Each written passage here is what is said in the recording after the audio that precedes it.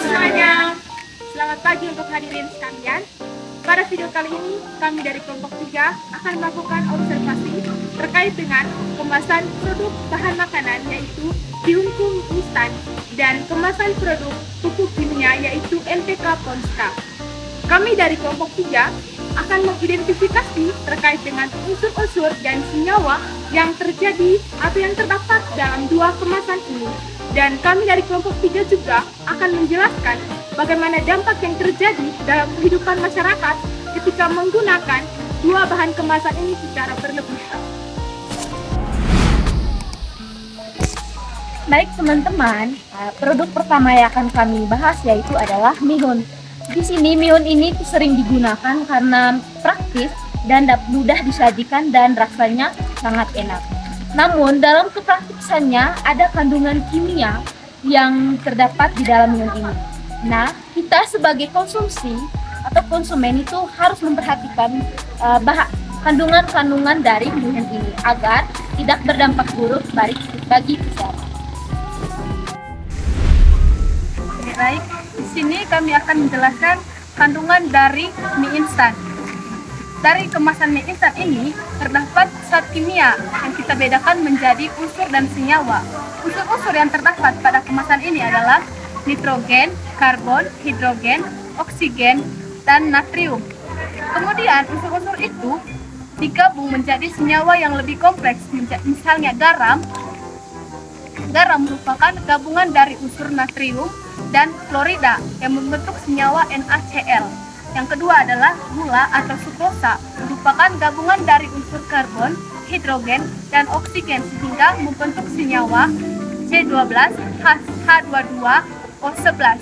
Yang ketiga adalah monosodium glutamat, merupakan gabungan dari unsur karbon, hidrogen, oksigen, natrium, dan nitrogen sehingga membentuk senyawa C5H8NO4Na. Dari informasi pada kemasan ini tuh mie instan ini mengandung garam, gula, monosodium glutamat, dan pengawet makanan yang memiliki fungsinya masing-masing. Yang pertama adalah garam. Garam berfungsi sebagai penguat rasa, tetapi jika dikonsumsi secara berlebihan akan berdampak pada tekanan darah tinggi dan gangguan pada jantung karena memungkinkan tubuh menahan cairan lebih banyak. Yang kedua adalah gula atau sukrosa. Kandungan gula ini harus diperhatikan karena dapat meningkatkan kadar gula darah yang tinggi yang berisiko menyebabkan diabetes, obesitas, dan kerusakan gigi. Yang ketiga adalah monosodium glutamat. Monosodium glutamat ini berfungsi sebagai penyedap rasa atau penambah rasa gurih pada makanan. Pada umumnya, kandungan ini sangat aman untuk dikonsumsi dalam jumlah yang wajar. Tetapi jika dikonsumsi secara berlebihan, maka akan memicu efek samping seperti sakit kepala. Yang keempat adalah pengawet makanan yang berfungsi memperpanjang masa produk makanan. Jika kita mengkonsumsi mie instan secara terus-menerus dalam waktu jangka panjang, itu akan berdampak pada kesehatan kita. Oleh karena itu, lebih baik kita untuk tidak hanya mempertimbangkan rasa dan kepraktisan, tetapi juga memperhatikan dan memahami kandungan unsur dan senyawa kimia dalam makanan agar kita dapat mengkonsumsinya secara teratur dan tidak berlebihan.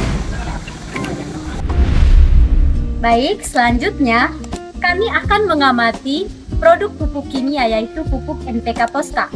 Pupuk ini digunakan untuk membantu pertumbuhan tanaman serta meningkatkan hasil pertanian.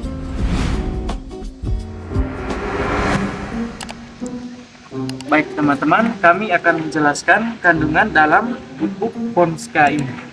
Jadi teman-teman, sesuai dengan kemasan juga di bawah, kami mengidentifikasi beberapa unsur dan senyawa kimia utama.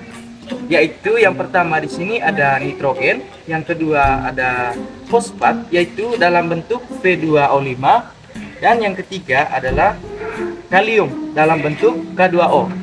Jadi yang pertama teman-teman, di sini ada nitrogen.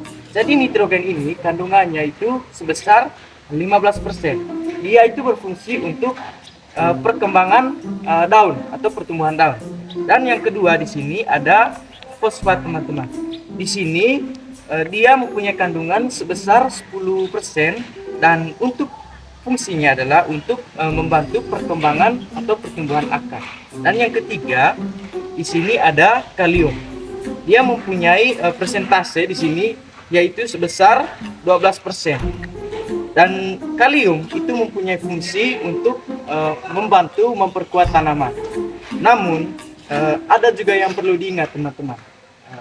Terlebih khususnya dalam penggunaan pupuk ini. Jadi penggunaan pupuk Polska ini tidak boleh berlebihan teman-teman, karena itu bisa membuat merusak kesuburan tanah dan mencemari lingkungan.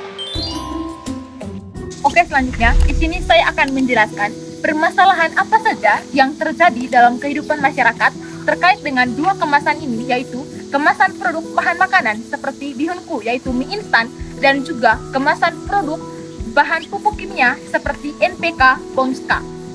Jadi teman-teman sekalian, permasalahan yang sering terjadi dalam kehidupan masyarakat atau yang sering kita lihat itu adalah kurangnya kesadaran dalam membaca dan memahami informasi pada kemasan produk terkait dengan dua kemasan yang sudah dijelaskan oleh teman-teman sebelumnya. Banyak orang ataupun masyarakat yang menganggap sepele terkait dengan dua kemasan ini, dan juga mereka hanya fokus pada rasa makanannya atau hal yang memang membuat mereka praktis untuk membuatnya, seperti bahan makanan seperti tadi yaitu mie instan yaitu bihunku, karena mereka menganggap bahwa bahan ini sangat enak dan mudah untuk dipraktis. Yang kedua juga terkait dengan pupuk kimia, karena bagi masyarakat pupuk ini sangat mudah untuk diterapkan, karena ini hal yang sangat cepat untuk menumbuhkan suatu hal seperti padi, karena dengan adanya pupuk kimia maka padi itu cepat untuk tumbuh. Nah, karena mereka juga tidak memperhatikan bagaimana kandungan yang terjadi ataupun kandungan-kandungan apa saja yang terdapat di dalam kemasan ini. Akibatnya, pada kemasan produk bahan makanan seperti mie instan, ketika konsumsi secara berlebihan, maka ada dampaknya bagi manusia, yaitu terutama pada kandungan natrium dan MSG atau monosodium glutamat, karena ini hal yang dapat memicu berbagai penyakit dalam tubuh manusia. Selain itu juga pada pupuk kimia, karena masyarakat sekarang sering menggunakan pupuk kimia secara berlebihan, mereka tidak melihat bagaimana dampak yang terjadi. Nah, dampak buruknya bagi pupuk kimia ini ketika digunakan secara berlebihan tanpa mengikuti instruksi atau aturan, dampaknya adalah kurangnya kesuburan tanah dan juga pencemaran lingkungan.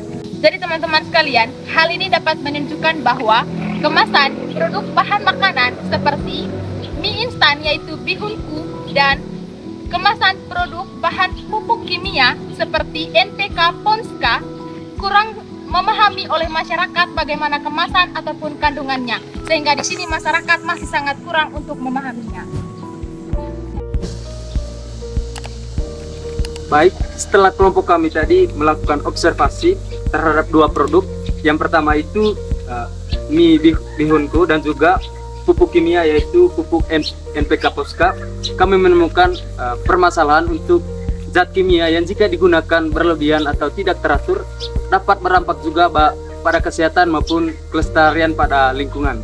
Nah, untuk mengatasi permasalahan tersebut baik dari pupuk kimianya maupun dari makanan seperti mie, kita dibiasakan untuk membaca label kemasan terlebih dahulu sebelum membeli atau menggunakan produk tersebut. Nah, pada mie instan kita harus mengurangi konsumsi seperti natrium, gula dan MSG, dan juga mengedukasi juga kepada keluarga maupun masyarakat tentang potensi kesehatan untuk penyakit seperti hipertensi dan juga diabetes. Nah, pada pupuknya yaitu penggunaannya juga teratur dan tidak berlebihan supaya tidak berdampak juga pada lingkungan, dan juga untuk para petani juga dibiasakan untuk mencampur penggunaan pupuk dari non-organik, pupuk kimianya, dan juga pupuk alami organik seperti pupuk kandang supaya kelestarian lingkungan juga tetap terjaga. Nah, dapat disimpulkan dari kelompok kami yaitu produk kimia itu bermanfaat, tapi jika digunakan secara teratur dan juga sesuai prosedur yang digunakan. Itu saja hasil observasi dari kelompok kami. Sekian dan terima kasih. Itu Kesadaran dalam membaca dari kandungan kemasan ini merupakan langkah kecil dalam menuju kehidupan yang sehat dan lingkungan yang berkelanjutan. Mari sama-sama kita pahami kandungan dari kemasan ini untuk hidup yang lebih sehat. Baik, itu saja video observasi dari kelompok kami. Bila ada kesalahan penggunaan kalimat dari kelompok kami, mohon dimaafkan. Sebagai penutupnya, izinkanlah saya membawakan sebuah pantun. Air sungai mengalir dengan tenang, melewati batu sepanjang jalan. Terima kasih atas perhatiannya yang hadir tanpa ucapan. Terima kasih.